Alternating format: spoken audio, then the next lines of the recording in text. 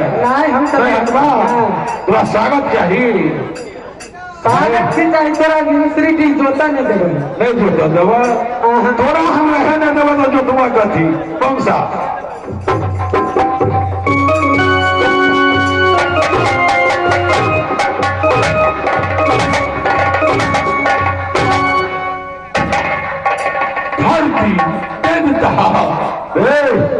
धरती या देवता के ज्योति के नीचे रहे ज्योतिक सहित अपन संपद अपन समान जने धरती भाग आबो न चल जाओ पछतेवा पड़ता हाँ पछताव की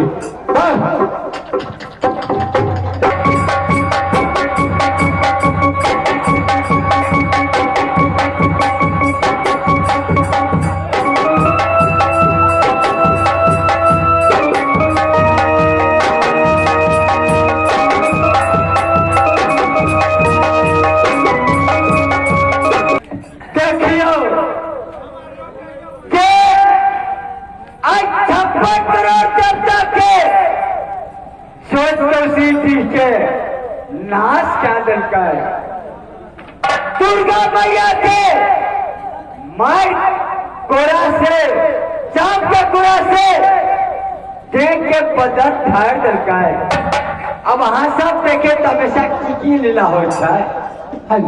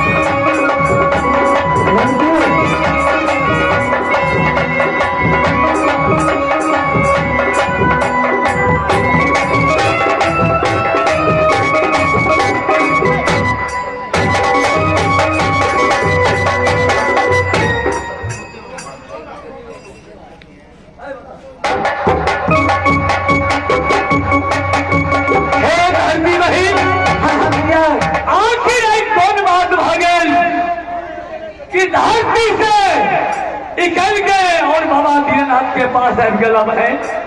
या आखिर आखिर बात की है कोई जरूरी अच्छा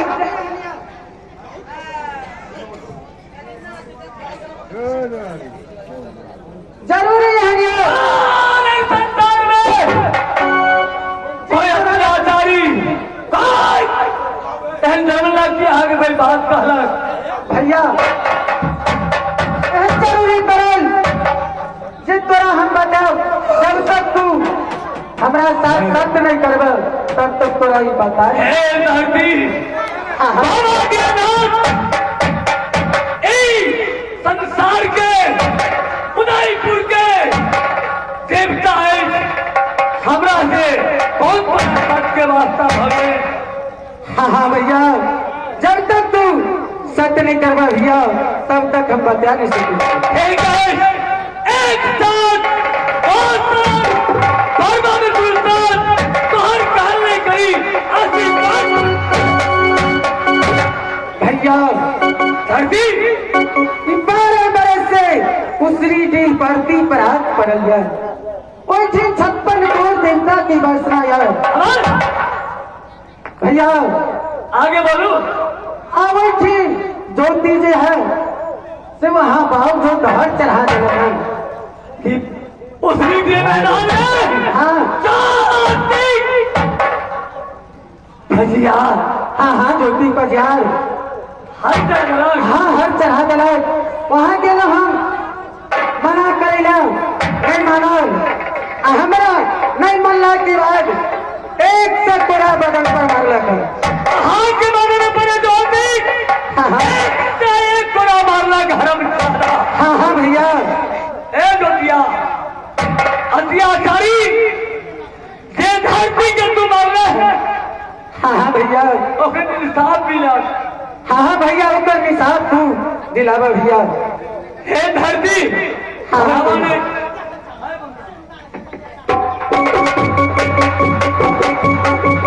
धरती है हाँ भैया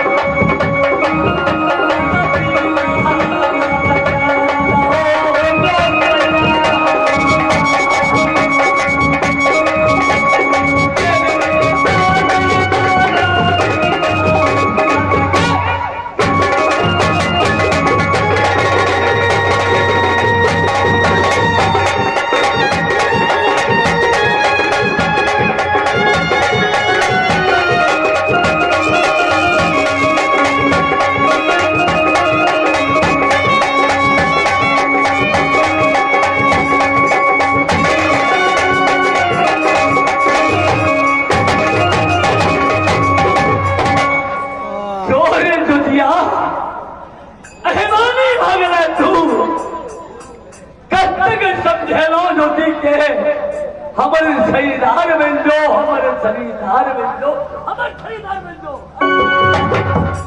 लेकिन बात नहीं मालक, सदर कोई छोटे है, सर ज्योति की छोटे है, उसकी डी पड़ती मैदान में जहाँ की हजार संख्या में जानवर पंछी देव होनी समझता करिए। आज छोटी क्या मुझे निर्भक्ति भागे धरती माता के बुखार करके अगर चमड़ा के कोड़ा से बदल के खाल की जगह और मन भोजन को जो दूसरी जी में बहुत बड़ा जगह कि बाबा दिया नाम और नहीं।